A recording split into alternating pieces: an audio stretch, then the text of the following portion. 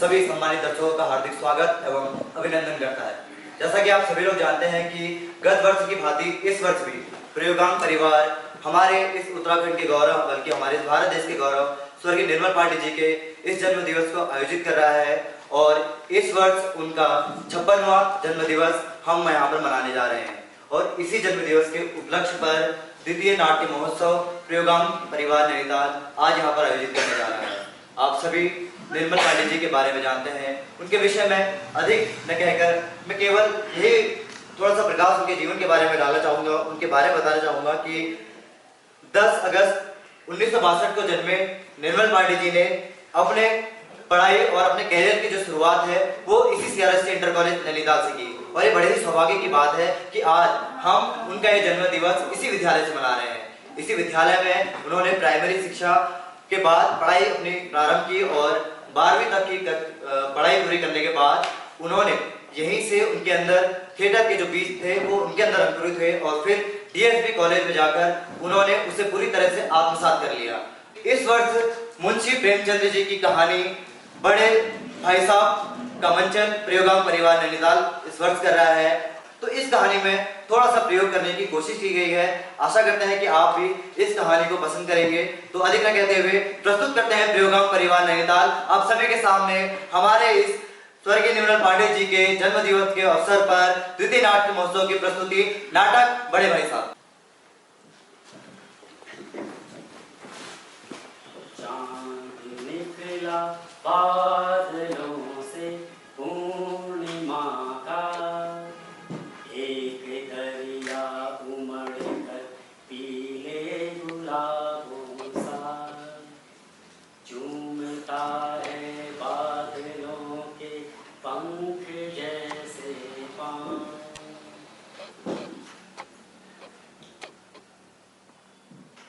रामलीला की तालीम और नाटकों के रिहर्सल का अपना अलग ही मजा है, लेकिन बड़े भाई साहब खेलकूद के साथ साथ नाटकों की रिहर्सल और रामलीला की तालीम से खींचे चले आते थे और हमेशा गाने दिया करते थे और हमेशा मुझे पढ़ने की नसीहत दिया करते थे। मेरे बड़े भाई साहब मुझसे 5 साल बड़े थे और केवल 3 दर्जे आए। उन्होंने भी उसी उम्र में पढ़ना शुरू किया था जिस उम्र में मैंने शुरू किया, लेकिन तालीम जैसे महत्व के मामले में वो जल्दबाजी से काम लेना पसंद नहीं करते थे। इस भवन की बुनियाद खूब मजबूत डालना चाहते थे जिस पर एक आलीशान महल बन सके। 1 साल का काम 2 साल में करते और कभी कभी तो 3 साल भी लग जाते। भाई अगर बुनियाद ही पुख्ता ना हो तो मकान कैसे पायदार बने। मैं छोटा था और वो बड़े थे। मेरी उम्र 9 साल थी और उनकी 14 साल। उन्हें मेरी तंबी और निगरानी का जन्म से अधिकार था और मेरी शालीनता इसी में थी कि उनके हुक्म को कानून समझूं। वो स्वभाव से बड़े अध्ययनशील, हरदम किताब खोले बैठे थे। इसीलिए शायद दिमाग को आराम देने के लिए कभी कॉपी पर, कभी किताब के हाशियों पर कुत्ते, बिल्ली और चिड़ियों की तस्वीरें बनाया करते। कभी कभी एक ही नाम या शब्द या वाक्य को 10-20 बार लिख डालते। कभी एक ही शेर को बार-बार सुंदर अक्षरों में नकल करते। कभी ऐसी शब्द रचना करते जिसका ना कोई अर्थ होता ना कोई सामंजस्य। मसलन मैंने उनकी कॉपी पर एक बार ये इबारत देखी, स्पेशल, अमीना, भाइयों भाइयों, दरअसल, भाई भाई, राधेश्याम, श्रीयुक्त राधेश्याम, और उसके बाद एक आदमी का चेहरा बना हुआ था। मैंने बहुत चेष्टा की इस पहेली का कोई अर्थ निकालूं, किंतु असफल रहा। मैं छोटा था और बड़े और उनकी पहेलियों को समझना मेरे लिए छोटा मुंह बड़ी बात था। लेकिन मेरा जी पढ़ने में बिल्कुल नहीं लगता। मौका पाते ही हॉस्टल से निकल के मैदान में आ जाता। कभी कलकड़ियां उछालता, कभी कागज की तितलियां बनाता और अगर कोई साथी मिल गया तो पूछना ही क्या। कभी 4 दीवारी पे चढ़कर नीचे कूद रहे हैं, कभी फाटक को आगे पीछे कर मोटरकार का आनंद ले रहे हैं। और इसी बीच मुझे रंगमंच का भी शौक हुआ है और मेरा सारा समय रिहर्सल्स में गुजरने लगा। अरे मदन आ गए? हमारे इंतजार कर रहे हैं। ऐसा करते हैं जो कल छूटा था जाकर उन्होंने अपने बच्चे लड़की को स्पीच देता है, सीख रहे हैं कॉस्ट्यूम पहनने में थोड़ा फील आता है। ठीक है,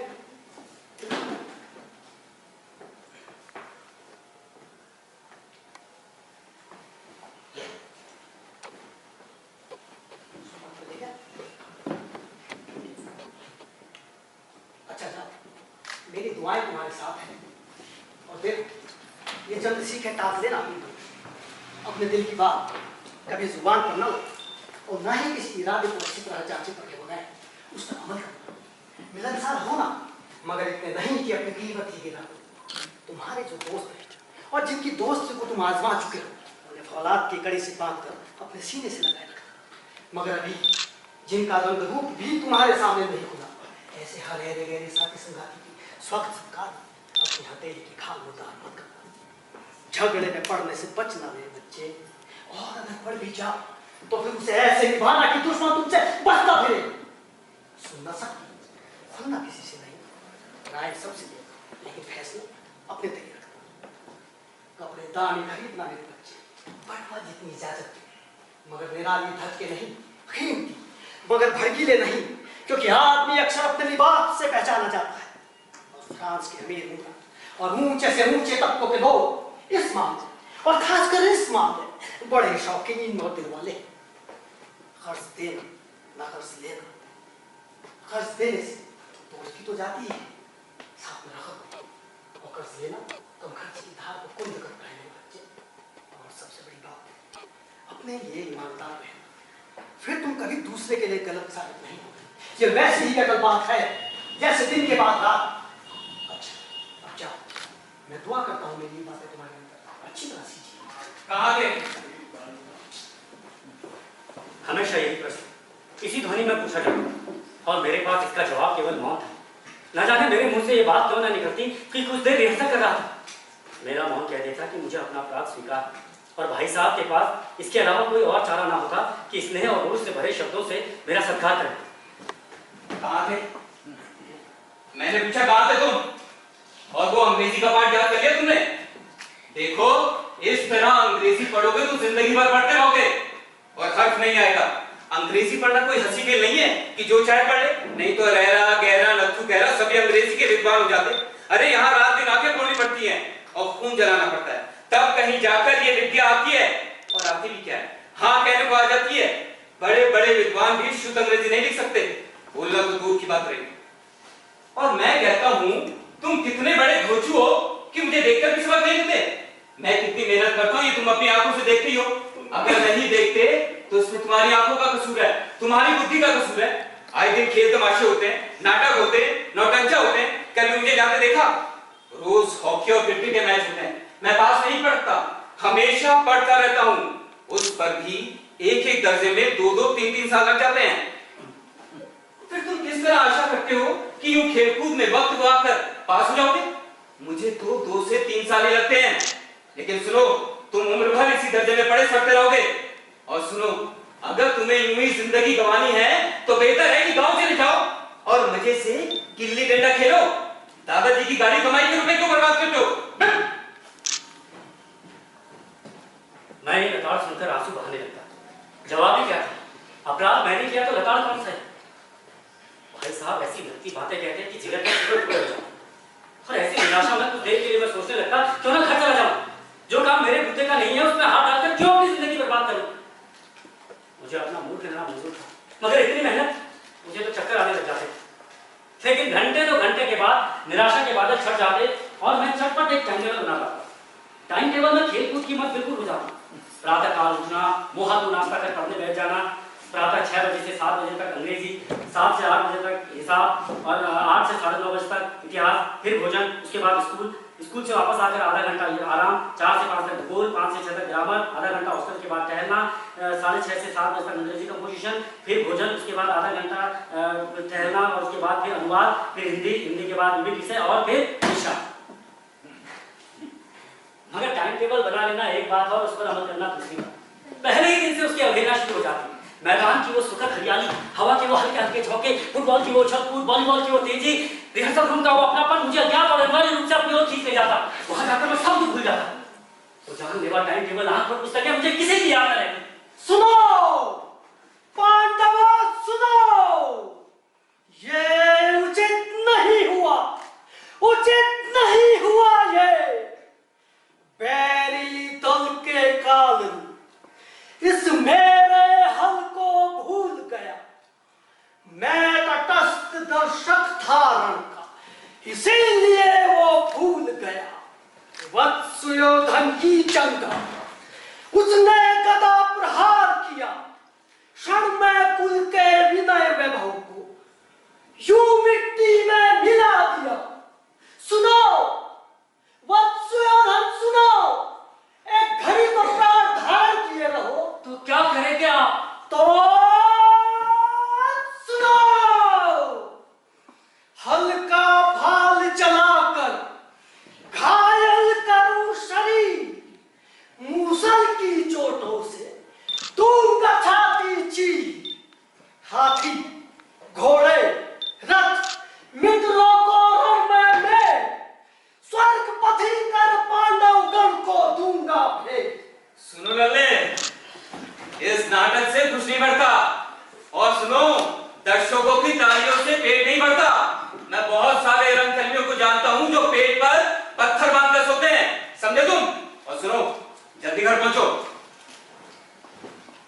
साहब को नसीहत और फजीहत का अवसर मिल जाता। मैं उनके साए से दूर रहता, उनकी आंखों से दूर रहने की चेष्टा करता। हर पल सिर पर जैसे एक नंगी तलवार से लटकती मालूम होती। फिर भी जैसे मौत और उत्पत्ति के बीच आदमी मोह और माया के बंधन में जकड़ा रहता है। मैं इतने तिरस्कार के बाद भी खेल से मेरी अरुचि ज्यों की त्यों बनी रहती, पढ़ाई में मेरी अरुचि ज्यों की त्यों बनी रहती। पढ़ता मगर इतना कि रोज का टास्क पूरा हो जाए और दर्जे में जलील ना होना पड़े और फिर चोरों का सा जीवन बिताने लगे। सालाना इम्तहान हो, भाई साहब फेल हो गया और मैं पास हो गया और दर्जे में अव्वल आया।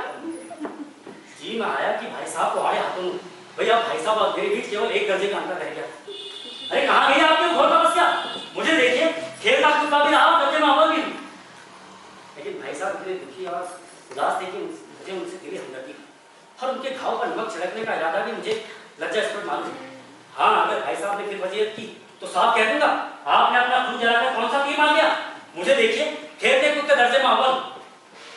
जबान से ये एहते जताने का साहस ना होते हुए भी मेरे रंग ढंग से साफ जाहिर होता था कि भाई साहब का वो आतंक मुझ में नहीं रहा। भाई साहब इसे भाग चुके थे, उनकी सहज बुद्धि बड़ी तीव्र थी।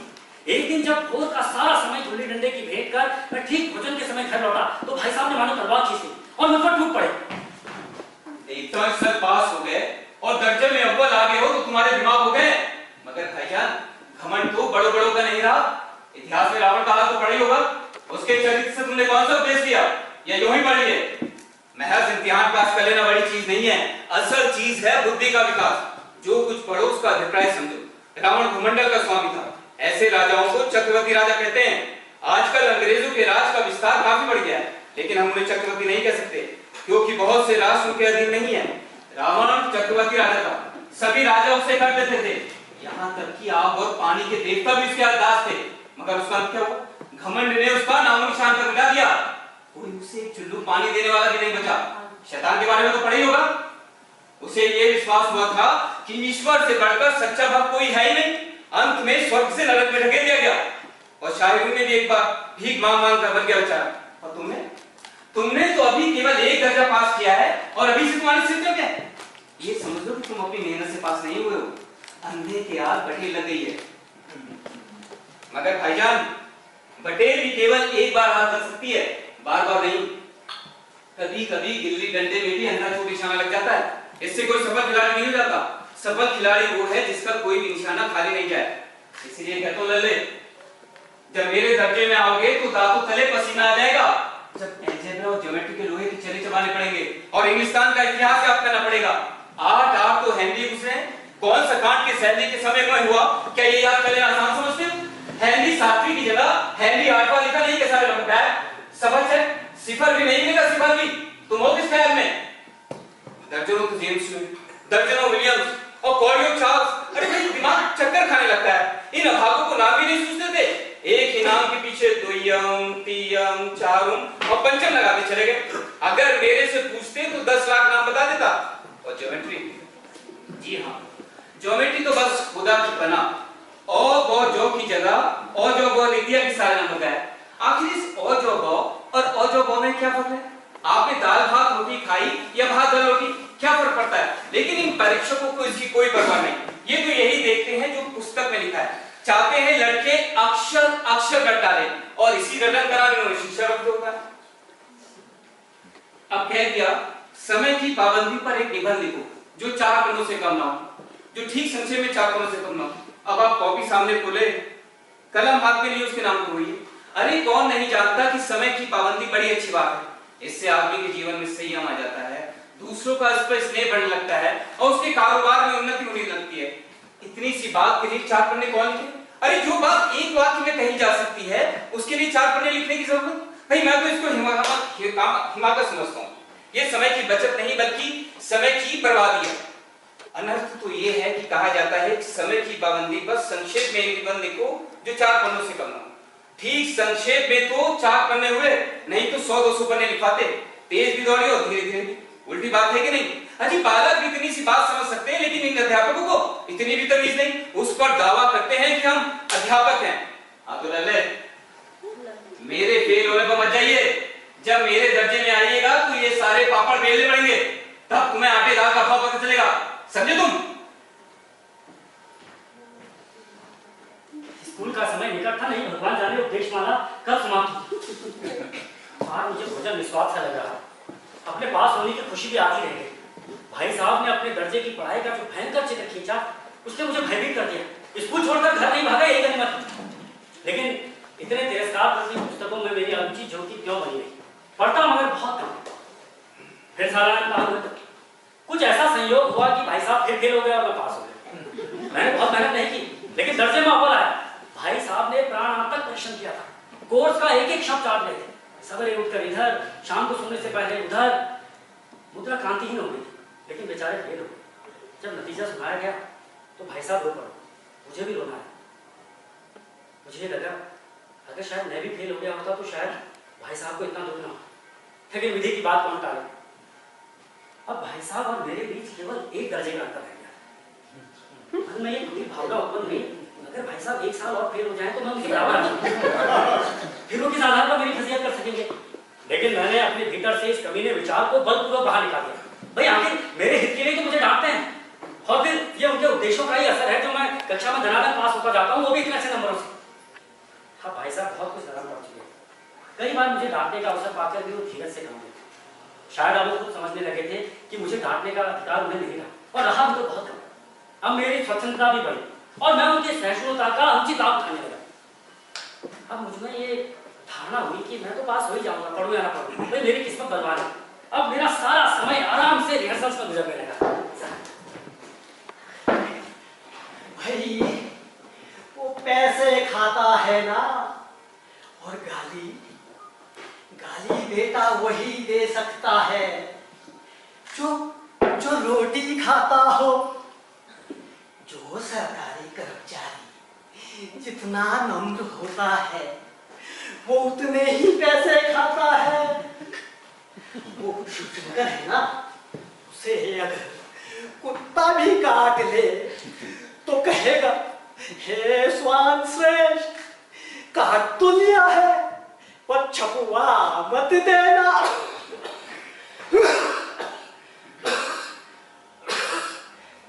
छपुआ मत देना। और भाई मेरे का दूसरा सिद्धांत है, जो जहां अच्छा काम कर रहा हो उसे वहां से हटा दो। भाई जो ही ऊपर के कर्मचारियों को पता चलता है कि नीचे का कर्मचारी अच्छा काम कर रहा है और उससे जनता को फायदा है, तो उसे फौरन हटा दिया जाता है। भाई तुम ऐसा करो, शिवशंकर की तारीफ अखबार में छपवा दो, उसका तबादला हो जाएगा।